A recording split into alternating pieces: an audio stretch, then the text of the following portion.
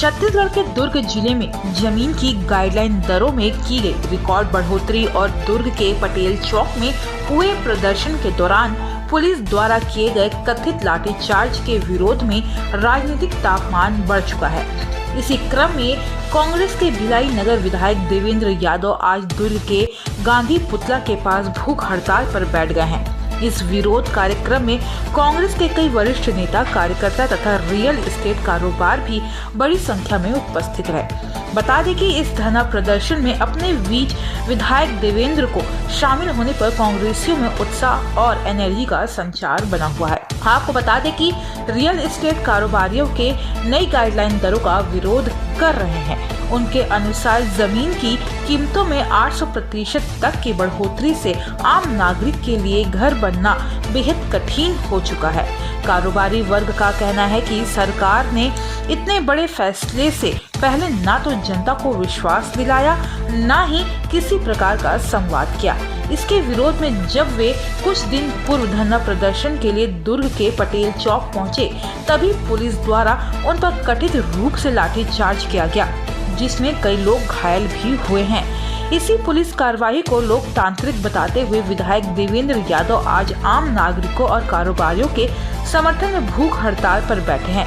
उन्होंने कहा कि गाइडलाइन दरों में की गई अत्यधिक बढ़ोतरी गरीब और मध्यम वर्ग के लोगों पर सीधा हमला है। सरकार की नीतियां छोटे भूखंडों की रजिस्ट्री रोकने और बड़े कारोबारियों को लाभ पहुंचाने के उद्देश्य से बनाई गई प्रतीत होती है।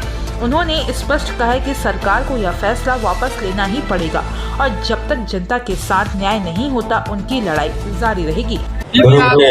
और आसपास के सभी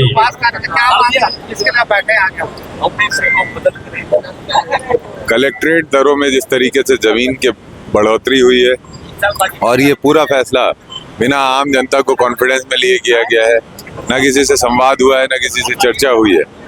800% से अधिक की बढ़ोतरी हुई है और इन सभी विषयों पर जब आम जनता, छोटे व्यापारी आंदोलन करने जाते हैं, बातचीत करना जाते हैं प्रशासन से, तो उनके ऊपर लाठी बरसाई जाती है।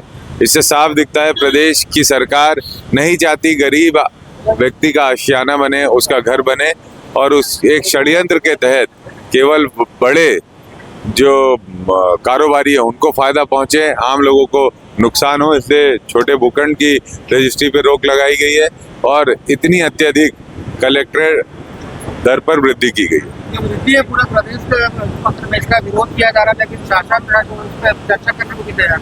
यही तो तुगलकी फरमान है। सरकार को झुकना पड़ेगा और चर्चा करनी पड़ेगी और इसको वापस लेना पड़ेगा। अभी पीछे जो लाठीचार्ज हुआ है उस पर क्या करें? गलत है ये। इस तरीके से आम लोगों के ऊपर लाठीचार्ज करने से साफ दिखता है जनता से कोई संवाद सरकार नहीं करना चाहती।